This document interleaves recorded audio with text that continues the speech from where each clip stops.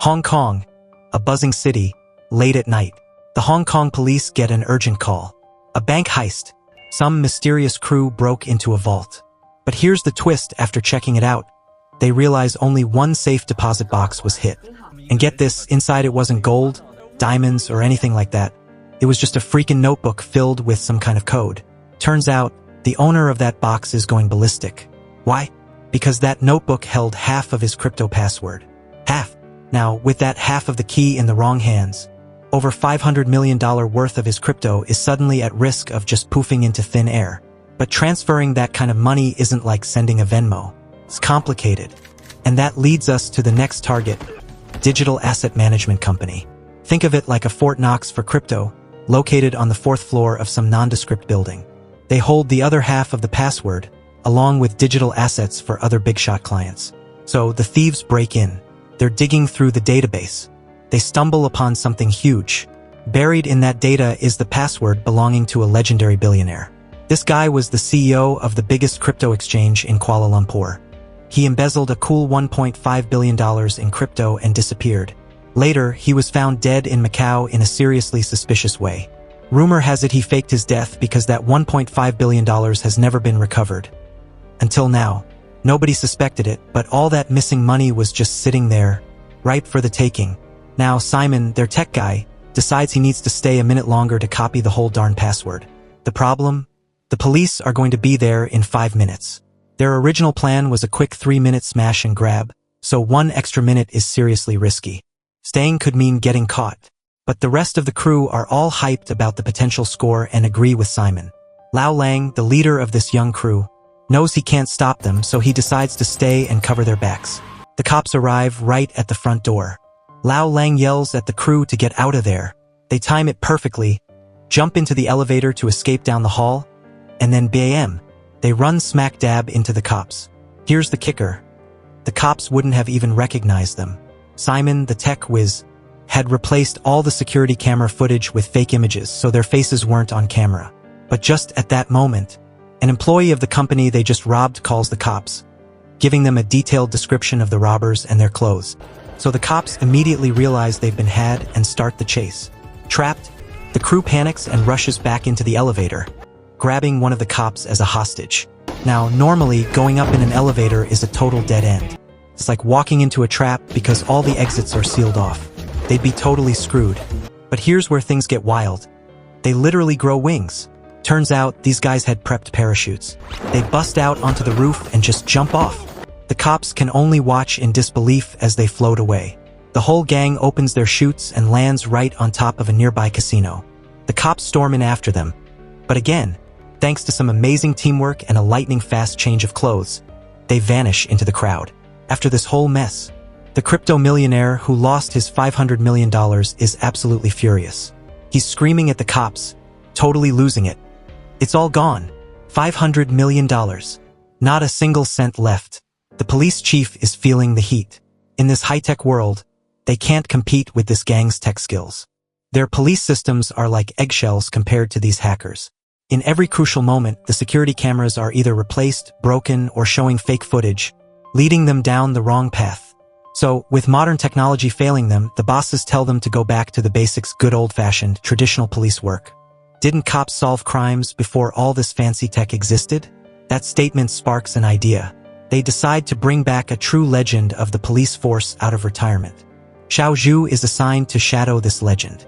Now, the Legends chapter is closed. He just lives a totally ordinary retirement life. Xiao Zhu can't imagine how this regular old retiree could possibly be a legend. Until one day, after tailing the old man all day, the legend suddenly sits down right in front of him, calls out his disguise, and points out all the flaws in his surveillance. Looks like a legend never truly loses it. And just like that, De Jong is back. He rejoins the police team and starts reviewing all the security camera footage from the heist. He quickly narrows down the characteristics of several suspects and gives each one a nickname. The robbers are all young, except for one older guy who stands out. This old dude is clearly the brains and the moral compass of the group. He knows all the routes and camera locations like the back of his hand, and his skills at dodging cameras are off the charts. So, even the body cameras the cops were wearing couldn't get a clear shot of his face. But based on a few blurry, Side-angle photos. De Jong makes the ID. Back in the late 80s, there was a wanted criminal known as the Phantom Bandit. He was a foreign intelligence officer who had retired from the military and, while in the force, was part of the Special Ops Elite Assassination Squad. This guy was a master of disguise and a deadly knife fighter. He later ended up in Hong Kong and Macau and planned over a dozen bank robberies. The police launched numerous operations to catch him, but he always managed to escape, disappearing mysteriously in '99. Now, no one expected that, old and frail, he'd be back in the game. Meanwhile, back at their hideout, Long Shang is furious. He unleashes his rage on Simon. Didn't you see? We almost got caught, the whole damn lot of us. For years, he's never been seen by the police. But Simon's decision put everyone at risk, almost getting them all identified. But Simon doesn't think he did anything wrong. He just believes Long Shang is getting old, losing his nerve, not willing to risk it all anymore. Simon talks back, and Long Shang beats him to a pulp. The other crew members jump in to stop the fight. Long Shang is even more enraged. He feels these young guys are challenging his authority. In his fury, he even pulls out a knife, ready to kill Simon. Again, the others jump in, desperately holding him back. Even Hu Feng, who's always been the most obedient, tries to restrain him. Long Shang becomes convinced that these kids have grown too big for their britches, and they don't respect him anymore. Once they get older, they always have their own ideas. Xiao Zhu is one of the few female officers on the force. She's always wanted to be on the front lines, but her lack of experience and physical strength led the male officers to look down on her. Everyone sees her as the team's lucky charm. Her father was also a detective who died in the line of duty. So, after growing up, she easily joined the force, inheriting her father's police number. The bosses respected her father, so they treated her with special consideration. When writing promotional pieces, they intentionally bring her up to create touching stories. But no one really takes her seriously. Now, De Jong is back on the force and wants to assemble a surveillance team. Their mission: to blend into neighborhoods, posing as ordinary folks, secretly investigating and tracking down this heist crew. Xiao Zhu wants in on this team, eager to get on the front lines and prove herself. But the others just laugh at her, telling her to stick to surveillance while they handle the actual catching of the criminals. Xiao Zhu is furious and immediately starts a fight with the colleague who just taunted her. De Jong sees her frustration. He offers her some words of comfort. Xiao Zhu spills her guts. In this place, no one believes that the first one to charge in can be a woman. Meanwhile, Long Shang senses that the young guys under his command are starting to have different ideas. He intentionally tests Hu Feng. Have you ever thought about overthrowing me and taking my share and dividing it among them? Hu Feng has no intention of betraying Long Shang. He's always been loyal and honest, and he's worked with Long Shang for so long that their relationship is closer than the others. He's long considered Long Shang like a father to him. These kids were all orphans in the orphanage. Back in the day, they all survived because of the money Long Shang stole and used to take care of them. He's realizing that raising children is hard when they get older. But Long Shang actually understands because he himself was like Simon back in the day. Talented, arrogant, and unwilling to be controlled. Sensing that things are getting increasingly tense, he tells Hu Feng that he doesn't need to come by to take care of him anymore. He needs to be alone for a while. Meanwhile, De Jong has picked his surveillance team. The people he chose are all unremarkable in appearance and are officers who have never crossed paths with this gang.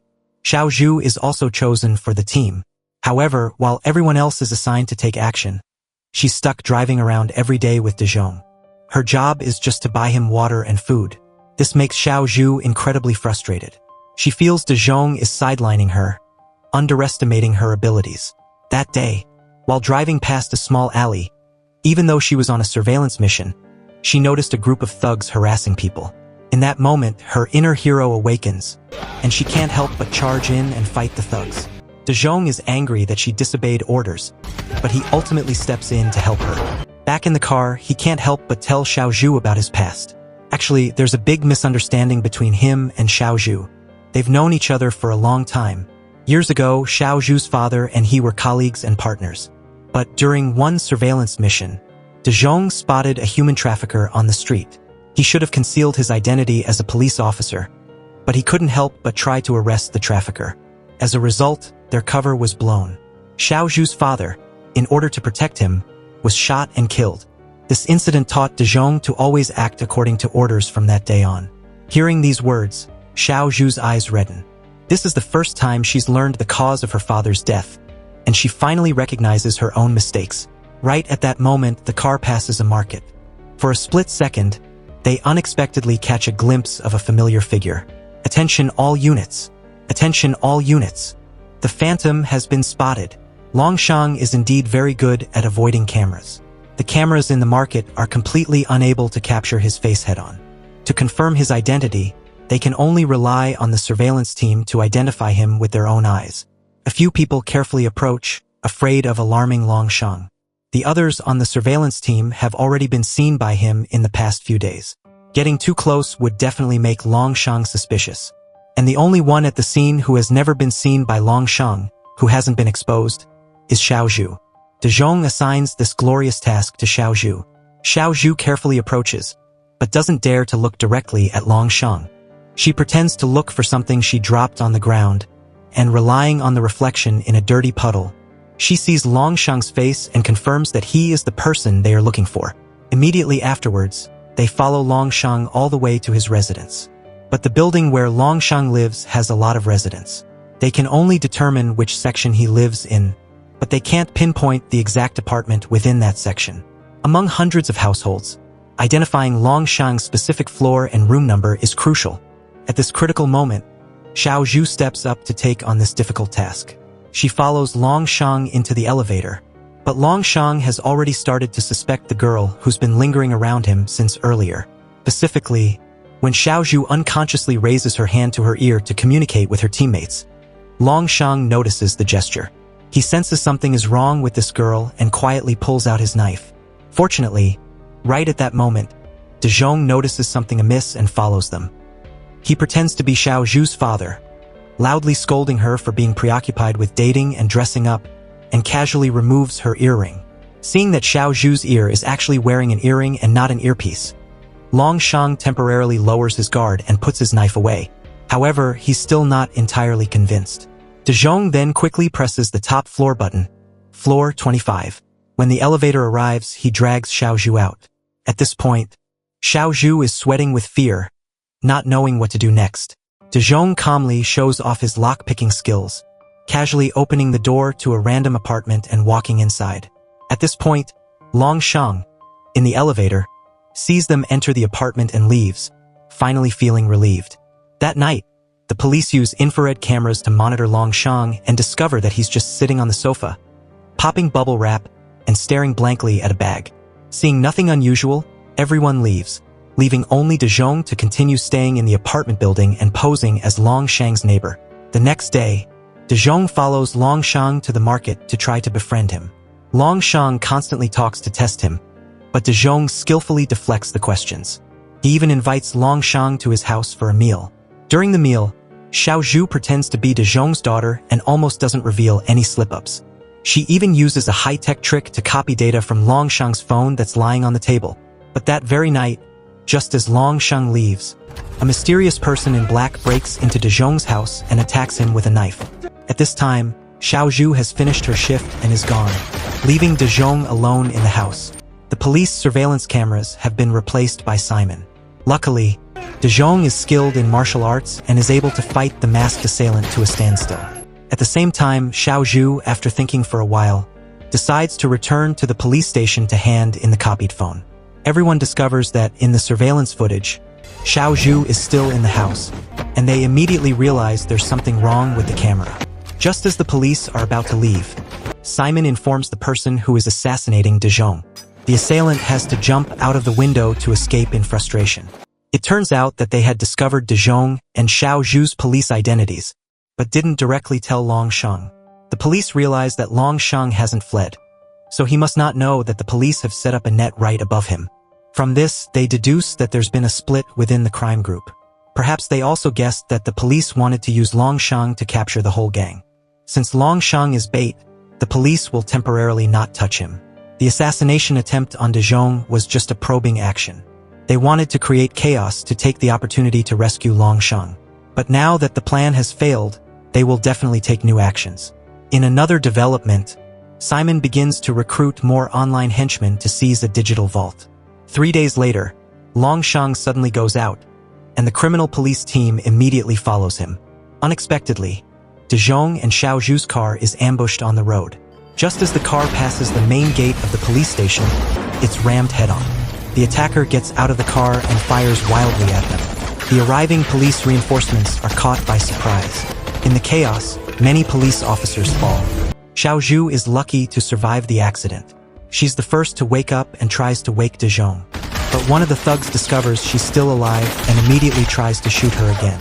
Luckily, Xiao Zhu reacts in time, grabs her gun, slides out of the car, and takes down a few of them.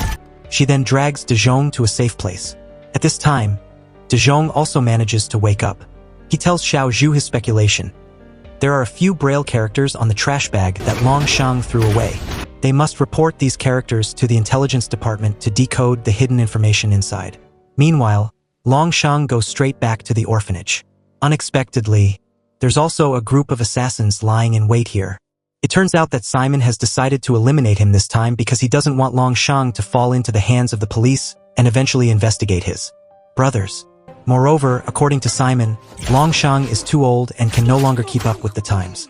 Most importantly, he feels that if Longshang is arrested by the police, he will definitely sell them out, because Longshang has always been ruthless and heartless. However, Simon has underestimated Longshang with these arrangements. Hundreds of pursuers and surrounding men are still no match for him. When all the assassins have been taken down, another person appears in front of Longshang. Seeing Hu Feng, the child he raised with his own hands, Longshang can't help but let out a painful scream. He never expected that even Hu Feng would betray him. In reality, Hu Feng never wanted to kill Longshang, the father who raised him. But as an older brother, he has to take responsibility for his younger brother. He takes all the blame upon himself. Hu Feng is my younger brother. He did wrong. I am willing to bear the responsibility. The two father and son point weapons at each other. All the moves he learned were from Longshang, yet now he's using them to fight him. At first, Longshang couldn't bear to kill Hu Feng, only slapping him again and again. Hu Feng can't fight back against Longshang, so he recklessly hugs him and jumps out the window together, wanting to die together. They fall to the ground floor. Outside, the police have surrounded the entire orphanage. Longshang stabs Hu Feng in the stomach. Until his death, Hu Feng hugged Longshang tightly. He hopes that in the next life, he can be Longshang's biological son. Hearing Hu Feng's dying words, Longshang suddenly realizes that perhaps Hu Feng never intended to kill him. His expression changes, but it's all too late. At this moment, Simon is watching through the camera. Seeing his older brother die, he painfully presses the detonator button, intending to blow Longshang to pieces. But at the decisive moment, Longshang uses Hu Feng's body to shield himself from the explosion. After the explosion ends, the police rush into the orphanage and find Longshang in the rubble. Longshang says he's willing to cooperate with them to capture the crime group. At the police station, they have also captured the attackers of the headquarters.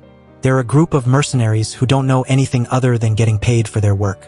The mercenaries' target was 10 billion in dirty money. This dirty money had been used by the police as storage for a government digital project. They don't have the password, so they can't access the money, while Simon and his gang have obtained the password.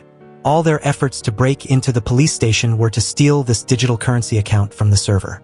And now, they have succeeded. Also at this time, Simon suddenly realizes that Longshang is so strong that he can't possibly be so muddled as to not recognize the police.